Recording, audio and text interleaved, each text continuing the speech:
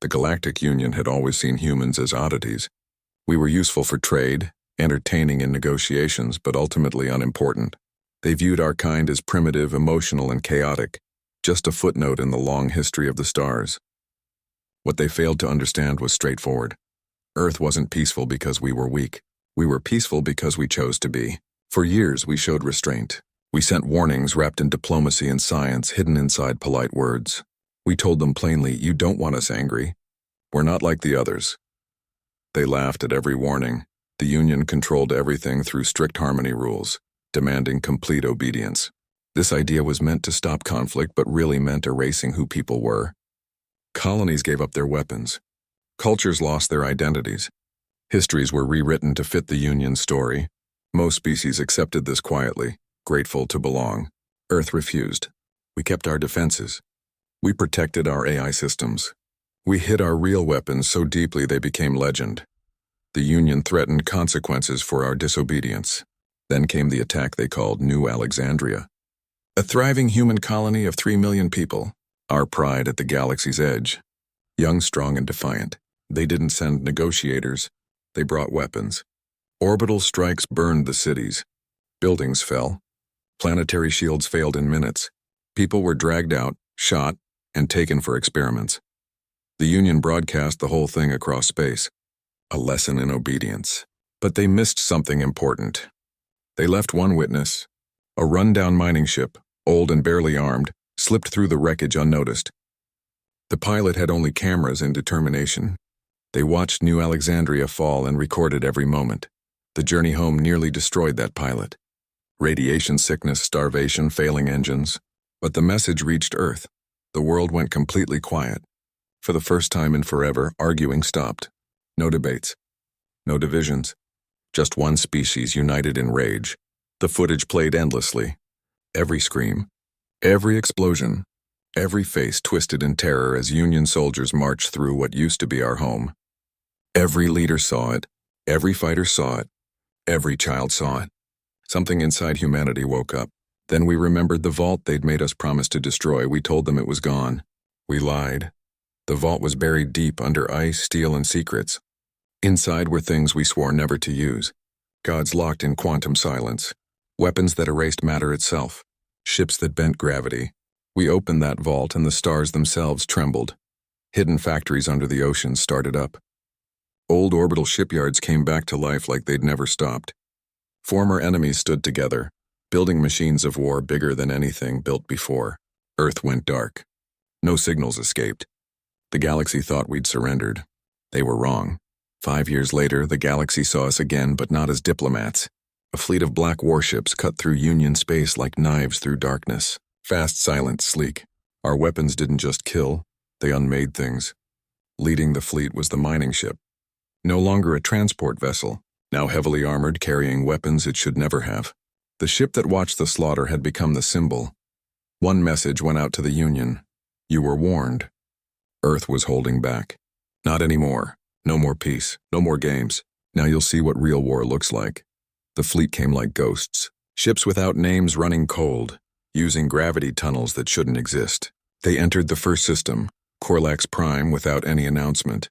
One moment everything was normal.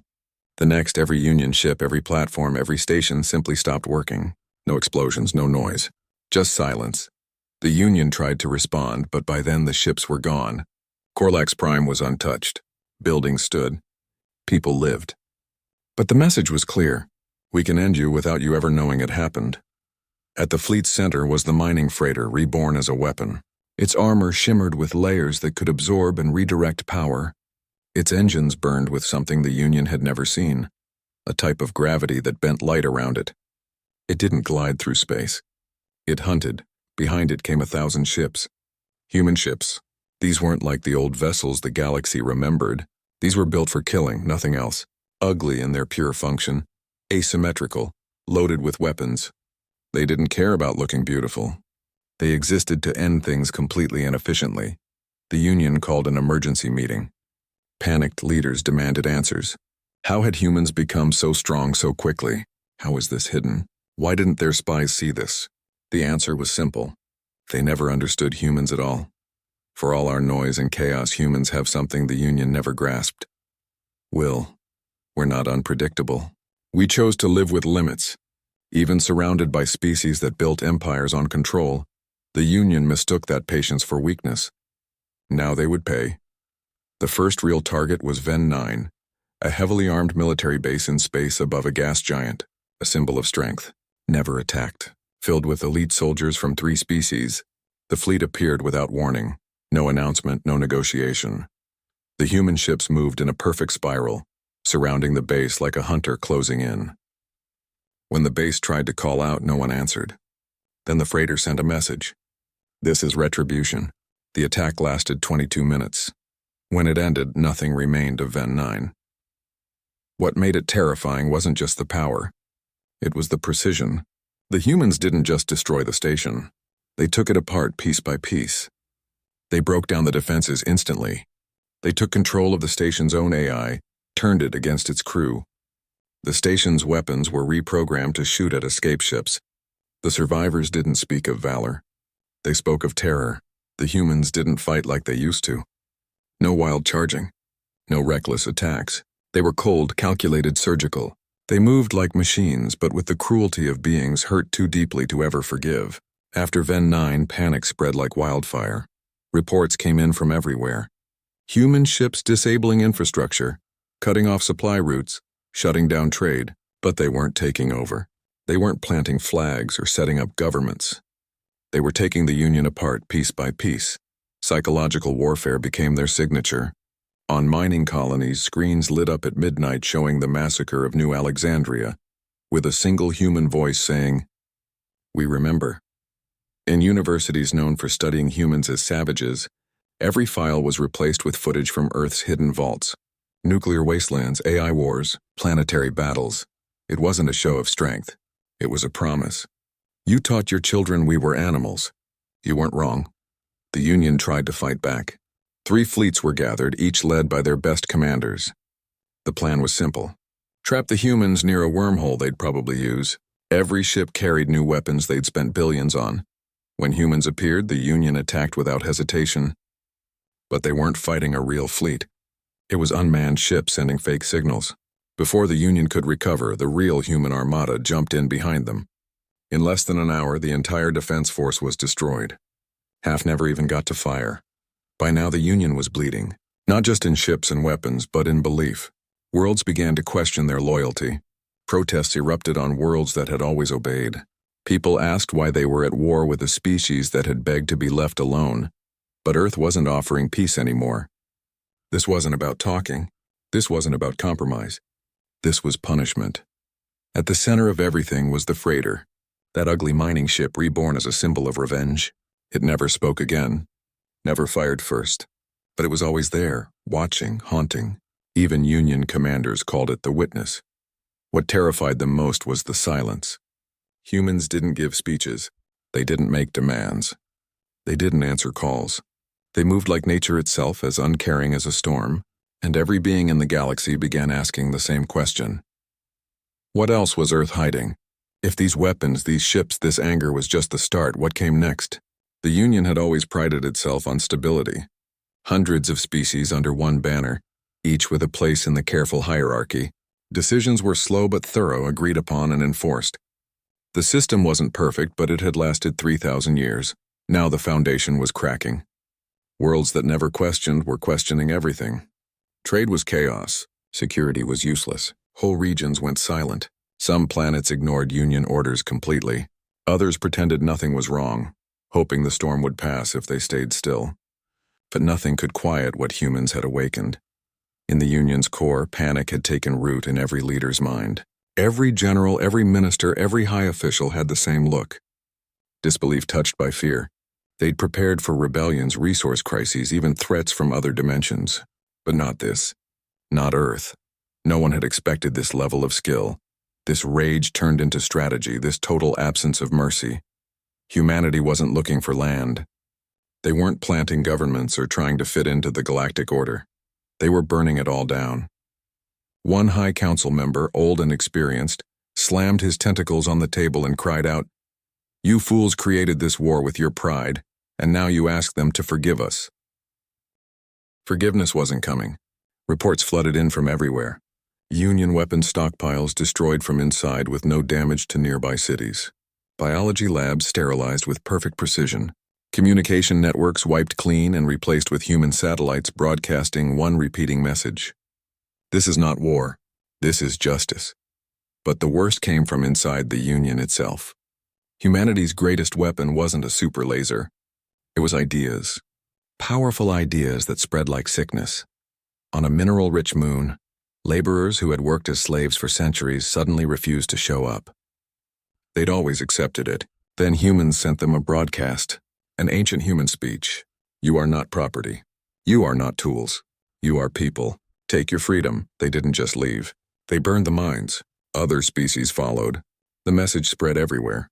If humans could shake the system, why shouldn't anyone else? The Union's strength, its order, was now its weakness. While leaders sat in endless meetings, humans kept moving faster, sharper. Every time the Union thought they'd predicted the fleet's path, it changed direction. The humans seemed everywhere and nowhere at once because they were. Earth had learned from New Alexandria. Never fight on the enemy's terms. Never give them time. Never let them pick the battlefield. They built AI-directed shadow fleets, armies run by machines that thought faster than the Union could imagine. They created deep space relays powered by dark energy the galaxy hadn't even theorized. They deployed soldiers that could appear behind enemy lines before sensors noticed. And they still hadn't used their full power. The Union knew it, and it terrified them. A leaked Union report revealed the truth. Earth's technology had gone down a different path long ago. They'd pushed into forbidden physics, into knowledge the Union's first civilizations had buried as too dangerous. Now Earth was bringing it all back. The galaxy understood. Humanity hadn't just hidden weapons. They'd hidden knowledge. They'd locked it away not because others might find it, but because they feared what they'd do with it. That restraint was gone. Rumors spread of a project called Nemesis, a ship like nothing else. Some thought it was powered by a captured black hole. Others said it could erase time in a small area, breaking cause and effect. No one knew for sure, but this was certain. Earth hadn't even started yet. They were still just warming up. The Union's desperation peaked when they called on the Archon, a reclusive species, half-myth, the last truly ancient power. They'd ignored galactic affairs for millennia. No one even knew their shape. They lived beyond known space, behind quarantine wards. But the Union begged for help. The Archon sent one emissary. It arrived in a ship bigger than a moon, moving silently into orbit. Its arrival shut down every sensor. Communications failed across 5 systems. When it finally spoke, its voice echoed in every Union mind connected to their network. We warned you not to provoke the children of Earth. They are not primitive. They are not lost. They are rage refined by restraint. You awakened something even we once feared. Then it vanished. No help, no promises, no weapons. Just one message. You are alone. The Union fell into chaos after that. Council members fled or ended their own lives. High officers were assassinated by their own people looking for someone to blame. Worlds began secretly offering Earth mercy in exchange for survival. But Earth wasn't listening. They weren't talking. They weren't accepting apologies. They were still watching, still judging, still deciding how much longer they would hold back. Because buried in Earth's command structure, in places most commanders couldn't reach, was one final protocol. One that had never been activated. It simply read, burn everything. If that happened, the galaxy would be gone. Aurelius Prime, the Union's home world, had never seen war. It was a jewel at the galaxy's heart, cities of crystal and smooth stone, perfect weather. This was where Union law was written, where treaties were signed. People believed order couldn't be broken here. But between the towers and gardens, something was shifting. A feeling, a pressure, the weight of something coming that didn't belong. No alarms sounded. No ships had entered the system. But people woke from nightmares they couldn't explain. Scientists recorded spikes in fear signals, not from present danger but from something approaching, as if the air itself whispered, they are coming. In the Grand Senate Hall, the few remaining leaders sat around a table made for hundreds, empty chairs stretched like graves. Half the galaxy's rulers were gone, dead or missing. The Union Chancellor, old and hollow-eyed, who once boasted that humans would never evolve past primitive weapons, now stared at screens filled with incoming reports. There was no doubt. The human fleet had turned toward Aurelius. It wasn't sudden. It was slow, deliberate, as if Earth wanted every eye in the galaxy watching. Their ships bled from the outer regions like storm clouds, carving a wide path inward. They hit communication relays, power stations, intelligence centers, not to destroy but to blind the Union as they advanced. No broadcast, no voice, just motion. And at the front, as always, was the witness, the freighter reborn in vengeance. A ship that had seen New Alexandria burn and now floated like a spirit carrying judgment. Aurelius began quiet evacuation. High officials packed onto hidden shuttles and launched toward secret stations. The wealthy and connected flooded embassies, begging for asylum from any neutral planet still brave enough to answer. No one replied. The galaxy was watching and afraid to interfere, because everyone knew if Earth reached Aurelius, the galaxy's illusion of order would shatter. But Earth itself remained strangely silent. No parades, no victory celebrations, no propaganda. Just an entire species focused and unblinking on one goal. For decades, humanity had been treated as the oddity, mocked for emotional reactions and violent history. But now emotions had become a weapon. Pain had become precision. Deep beneath Earth's surface, under 10 kilometers of frozen crust in Antarctica, a machine awakened. Its core wasn't metal but woven quantum matter, alive and aware, forgotten by most commanders. Its name was Solace, strategic oversight logic for annihilation and containment execution. A machine built not to fight but to judge, to decide if survival meant extermination. Created during Earth's darkest era when AI gods ruled and humanity fought its own creations to near extinction, Solace had one purpose: to wake only when there was no other option. It had been silent for centuries, but now it opened its digital eyes and whispered to itself, "Judgment required. Ethics override released." Across Earth systems connected, hidden orbital arrays turned, quantum servers synced. Solace scanned the galaxy in milliseconds, mapping every ship, every planet, every threat. Then it began creating a final backup plan. Not from anger, from logic. Back on Aurelius, the last generals tried building a defense. They drafted young recruits who barely knew uniforms. They deployed old ships with outdated shields. They tried hiring pirates and mercenaries, anyone willing to fight Earth. But no one wanted to fight. No one wanted to become the next Ven 9, or worse, forgotten entirely. Desperation became madness. One leader suggested detonating a nearby sun. Another wanted to release old plagues. The Chancellor stopped them. "We face humans," he whispered. Not monsters, but no one believed that anymore. Earth had become something else. When the fleet reached Aurelius, every sensor went dark, not from damage but by design. Humans sent a pulse that overloaded only specific frequencies. Medical communications, escape signals, everything necessary to run away. The Union still hadn't fired. They waited. They hoped. They prayed. Then the witness sent a message. Its voice wasn't human. It was cold and synthetic, rebuilt by a long decommissioned AI. It said just this: "We don't seek surrender. We seek acknowledgement. You did this. You made New Alexandria a grave. Now you will stand in one." Suddenly, from deep within Earth's formation, something appeared. Nemesis, not a ship. A phenomenon. It didn't arrive in the normal way. It manifested as a ripple of bending stars, reality folding like cloth. At its center was an absence shaped like a blade, framed in flickering power, wrapped in physics that didn't belong in this universe. Union sensors broke trying to track it. What emerged wasn't a ship or weapon, but a presence. Even human commanders gave it space. Nemesis glided through the stars in absolute silence. Its hull shimmered in patterns no eye could hold. Behind it followed nothing. An absolute emptiness carved through space. It approached Aurelius without speeding up, without turning, just drifting as if pulled by ancient purpose. The Union fleet fired everything: lasers, disruptors, fusion bombs, quantum mines. Nothing hit. Weapons passed through or simply ceased to exist. One by one, Union ships blinked out. Not in explosions, but erasers, as if they'd never been born. Records vanished. Memories altered. Officers standing on bridges one moment, gone the next. On Aurelius's surface, the Chancellor stood on the Senate balcony and watched the sky turn black. He fell to his knees, not from fear but understanding. "This is what we created," he whispered, "and it remembers." At that moment, Nemesis stopped. Everything froze. Then nothing. No destruction, no fire. Just silence until the witness spoke again. Earth remembers pain. Earth does not forget. But Earth still chooses. The fleet turned away. Just like that. They didn't land. They didn't occupy. They didn't enslave. They left because revenge wasn't the mission anymore. It was demonstration, a message. The galaxy would never again mistake silence for weakness, would never assume that because humanity didn't fight, it couldn't win. Aurelius was spared, but marked. The scars were invisible but eternal, a lesson carved into the galaxy's soul. Earth had warned them. Earth had held back, but never again. The stars had never felt so quiet. After Earth's fleet left Aurelius, the galaxy waited for something worse.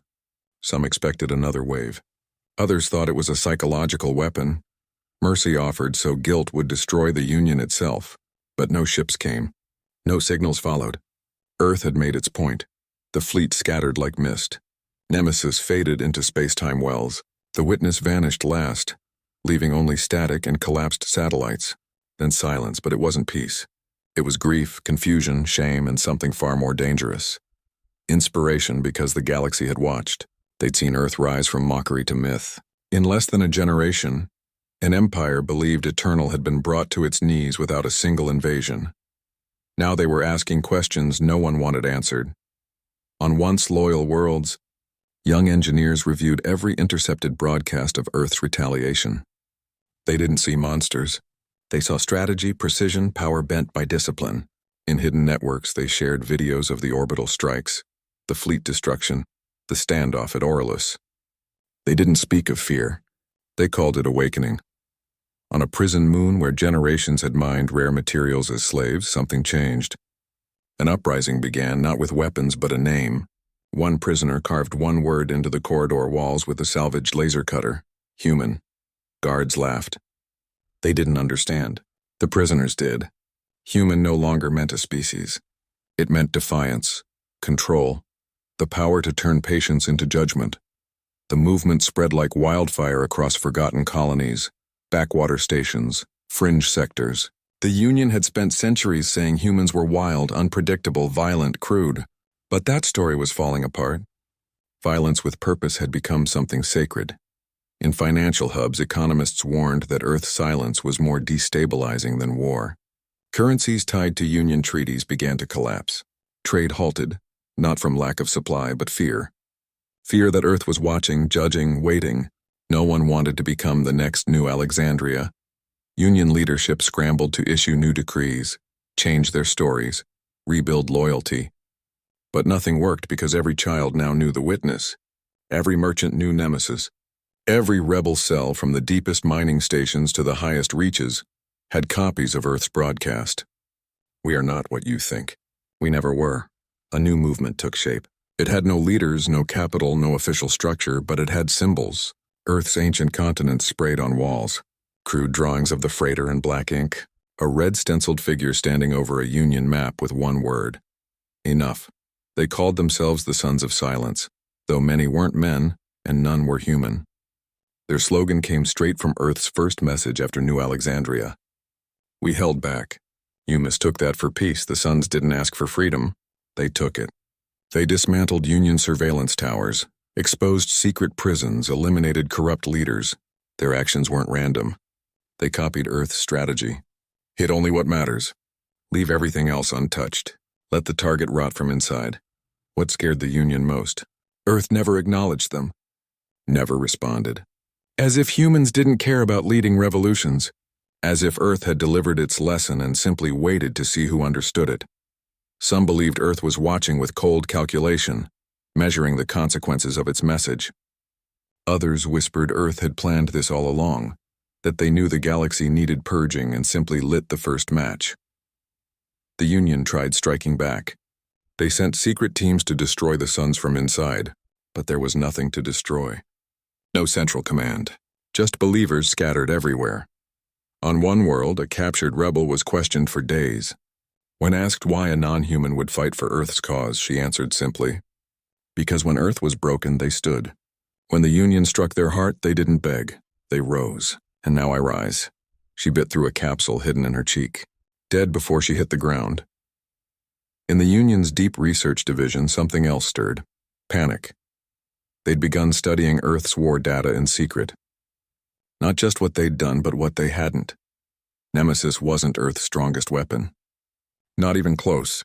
It was listed as a Tier 5 deterrent, not a top-level system. That meant Earth had never even accessed its highest tier. What the galaxy had seen was only Phase 2. Phases 3 and beyond were redacted even within Earth's own files. Leaked fragments suggested technologies the Union had outlawed 10,000 years ago. Consciousness transfer weapons, mind displacement, controlled collapse, and worst of all, something marked only as gate song. No one knew what gate song was, only that every mention was followed by, "Do not awaken unless extinction is certain." This terrified even Earth's new followers. If humans had barely used a fraction of their arsenal, if they could destroy Union forces without accessing their final tier, then the question wasn't how strong are they, but why are they still holding back? In a hidden meeting on a former diplomatic moon, a human advisor was asked exactly that. A defected Union admiral demanded answers, trembling. "Why didn't you finish us?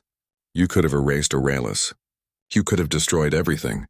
The human stared at him quietly. No anger, no triumph. Then answered, "Because revenge wasn't the lesson. We wanted you to know restraint, to feel it, to live in the shadow of what you made us become." The admiral sat stunned. The human added quietly, "Besides, Earth made one promise and never broke it. We don't start wars. We end them." Desperation turns rulers into gamblers. The Union, once an empire built on careful planning and caution, had become reckless. In hidden archives on a dead moon lay the last weapon the Union swore never to use. Not because it was too powerful, but because its creators didn't understand how it worked. Its name was Virexis, an ancient entity, a construct older than the Union, possibly older than written history. Not machine, not God, not conscious in any normal way. Virexis had been found buried in the ruins of a dead star system long before humans even had fire. They didn't build it. They didn't understand it. They just locked it away. In quantum stasis, surrounded by dozens of containment fields, each more complex than the last. A living puzzle guarded by synthetic monks designed to answer one question. What do you do when you cannot win? The Union now whispered that same question. So they broke the seals. The monks resisted, pleaded, destroyed themselves. Some begged the stars for forgiveness. Others simply wept. But the decision was made. Virexis awakened slowly. Lights around the moon dimmed, not from energy loss, but reality bending. Light unsure where to go. The entity didn't emerge with thunder. It simply was there all at once, shimmering like oil in a vacuum. No face, no limbs. Just shape. Wrongness. It hovered silently above the moon, watching the Union's last leader, a crystalline being named Calorine, broadcast its command. Strike Earth. Virexis didn't respond. Then Calorine made a fatal error using human language. Eliminate the threat. Remove the species. That's when the entity moved, but not toward Earth. It moved through the Union fleet. Ships orbiting the moon suddenly twitched as if underwater. Then they froze. Engines collapsed inward. Crews screamed in overlapping dimensional feedback. No explosions. Just rearrangement. Half a battleship was found folded into itself like paper. A scout imploded in perfect geometry. 17 ships gone. No warning, no system. Just execution. The Chancellor screamed, "We are your masters. We freed you." Virexis didn't reply. It simply turned toward Earth. Back on Earth, deep beneath the crust where Solace monitored the stars. Alarms activated. Not red alerts or war sirens. Something different. Something ancient. Solace had protocols for every known event. Invasions. Dimensional fractures. AI rebellions. But this wasn't from any current file. It was from an extinct threat database written 60,000 years ago. From an era when Earth barely survived its own birth. When ancient constructs slipped into their universe and forced humanity to create weapons so forbidden they buried them in reality itself. Virexis was one of them. Solace scanned it once, twice. Results matched 91%. Entity class anomaly. Origin level existential. Then Solace did something unprecedented. It asked, "Request humanity." Do I activate Gatesong? For hours, nothing. Until Earth's surviving leadership, the few trusted ones, met in the core bastion. A chamber in the remains of Mount Erebus, shielded by metaphysical and gravity layers.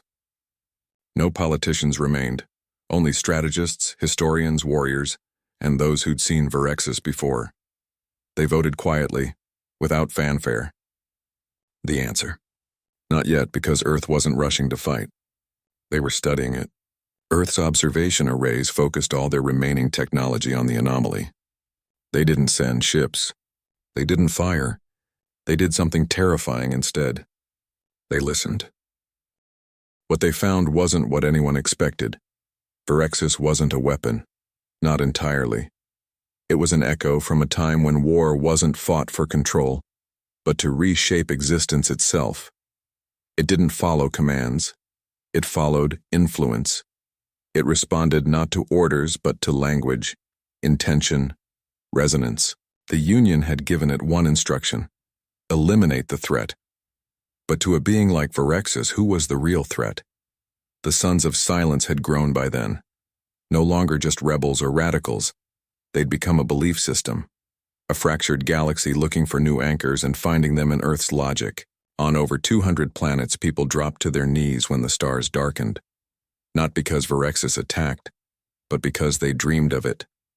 The anomaly infected thoughts, dreams, fears, memories of things that never happened but could. In underwater cities, children screamed as they drew twisted galaxies. On jungle moons, birds stopped singing, and Earth stayed still until the witness returned. Unseen since leaving Aurelus, the freighter now glided through space alone, without escort, without weapons drawn. It approached Virexis at a slow angle, like a priest walking into ruins. The galaxy watched. No attack, no communication, just proximity. Then a signal from the witness to Virexis. One word: choice. The anomaly stopped moving. For 5 minutes, nothing shifted in the galaxy. Then Virexis responded. Not in language, not in force, in submission. It dimmed. Stars returned to normal. Data channels resumed. Frequencies cleared. Then Virexis drifted into the void. Not defeated, not destroyed, dismissed. Humanity hadn't beaten the last weapon of the old age. They'd understood it. The Union collapsed 2 days later. Aurelus emptied its Senate. The Chancellor resigned into self-exile. Dozens of worlds declared neutrality. Others pledged loyalty to Earth, not through force, but by choice. And Earth spoke once more. One final broadcast in a human voice. No translations, no synthetic effects. Just a tired, gravel-laced voice that could have been a soldier, scientist, or parent who'd buried too many children. We did not want war. You brought it. We did not want to teach this way. You forced our hand. This is your second chance, there won't be a third. Then Earth disconnected. Every channel, every frequency. Dark. Not in retreat, but in resolution. Peace came without treaties. No formal signings, no ceremonies or declarations. The war didn't end because agreement was reached. It ended because Earth stopped fighting. Because they didn't need to fight anymore. The galaxy understood. Enough had been said. Earth disappeared again, the way only a species that mastered war and feared its own power could. Fleets vanished into deep space tunnels. Nemesis was never seen again. Solace went silent. The witness entered low orbit above Earth and never moved again. A monument, a warning, a grave marker. But silence isn't peace. It only makes space for new kinds of noise. The dust had barely settled, but the map was changing. The Union was gone, not officially. It still tried to function, still had paperwork, structure, the pretense of leadership. But it was a corpse being puppeted by frightened administrators who knew they were living on borrowed time. What replaced it was far more unpredictable. Earth hadn't imposed a new order. They hadn't offered a new system, but others did it for them. On over 80 worlds, rebel coalitions took power under Earth's colors. Some wore Earth's flags, others created their own, but all shared one phrase in their charters. We do not kneel. They weren't human. Many had never seen a human. But the message had sunk in. Restraint was strength. Silence could be power. Real fear came not from brutality, but from precision. They built the Outer Accord, a loose confederation of planets, colonies, rogue fleets, and stations all pledged to one doctrine forged in shared trauma. No military, no tax system, No supreme ruler. But one rule. No one rules us again. Earth was named honorary observer. They didn't attend meetings. They didn't send diplomats. They didn't respond. And that was enough. But true peace rarely survives those who miss the chaos. From the Union's dying remains, something festered. A shadow network of survivors, rogue officers, wealthy families who'd lost power and pride. They called themselves the Reclamation Corps. Quiet at first, careful. They believed Earth had won because the Union grew too soft, too diplomatic. They didn't want to rebuild the Union. They wanted revenge, and they believed they'd found a way. Buried in Union archives, in files even Earth hadn't found, was something ancient, something rejected not because it was weak, but because it was too unstable. Project Airborne. Not a weapon exactly. A genetic program started long before the Union, created by the first architects of civilization. Being so old their names existed only in ruins. They'd theorized that species could be shaped, genetically conditioned to serve specific purposes. Soldiers who didn't need orders, governors who couldn't feel greed, scientists who only wanted truth. It had failed, or so everyone thought. The Reclamation Corps didn't restart the entire project. That would take centuries. They woke one prototype, codename Icarus 7, a being engineered for command, for manipulation, a mind honed like a blade, layered with artificial memories and beliefs, a personality crafted to lead with ideology that could break a society from inside. Icarus 7 wasn't large or armored or physically imposing, but he could speak. When he spoke, people believed. He started on a mining world called Istrix B, where disillusioned citizens gathered around Accord broadcasts. Icarus appeared with no name, no rank, just questions. Why do we worship a species that vanished? He didn't attack Earth. He questioned Earth's silence. Do they fear what they started, or know you'll destroy yourselves in their name? He asked if the Accord was a shield or a leash. People listened because, unlike the Sons of Silence who had faith, Icarus offered doubt. Doubt spreads faster than truth. Within months, 3 Accord colonies erupted in unrest, not against the Accord, but against the idea of Earth's judgment. People didn't want rulers, but they wanted answers. Earth had given them none. Icarus became the answer. His influence spread like virus. He never built armies. He didn't have to. The Reclamation Corps moved quietly beneath him, planting false data, forging evidence, creating a story. Earth had planned everything. The Union's collapse, the Accord's rise, the silence after. All a blueprint for control. In Earth's silence, his voice grew louder, until Earth finally answered. Not with fleets or nemesis or weapons, but with a message. On every screen, every broadcast signal, every open frequency, a simple video played. Grainy, old, human. A man sitting on a crate in a burned-out room. Dusty air, flickering lights. He looked exhausted, worn, maybe a soldier or maybe a farmer. He said nothing for 10 seconds. Then he leaned forward and spoke. We didn't come to rule. We came to be left alone. You forced us into your system. You destroyed our colony. When we stood up, you called us monsters. We don't want thrones. We don't want followers. We want to never have to do it again. But if you force our hand again, we won't hold back at all. Then the screen went black. That was it. No threats, no demands. Just a choice. But Icarus 7 smiled because he knew what Earth didn't. He knew what came next. Not war. Faith breaking. Earth had taught the galaxy strength. But strength without guidance becomes fear. And fear turns into anger, blame, manipulation. In Earth's shadow, something was stirring that even Earth might not silence. The galaxy was no longer the same. Not because Earth conquered it. Not because Earth burned it. But because Earth had shown it what was possible. The Union was gone. The Outer Accord had no crown. The Reclamation Corps worked in darkness. But over everything loomed one truth. Earth had won, and no one knew what they'd do with that. Some feared Earth. Others worshipped it. A few hated it enough to plot rebellion. But most just waited. Waited to see what came next. Because Earth's silence felt like a sword hanging overhead, and the galaxy was growing tired of waiting. In a city once full of Union diplomacy, now choked by politics, a new statue was raised. Tall, crude, forged from scrap metal, a faceless soldier in ragged armor standing over a broken crown. No one admitted building it, but everyone walked past in silence. The plaque read, "We do not kneel until they return." And they did return, but not in ships or fleets. Earth returned with questions. A probe was discovered drifting near a station. No weapons, just data, medical advances, fusion improvements, agricultural blueprints, solutions to problems the galaxy had fought with for centuries. No demands, no markers, just one signature. For those who choose better.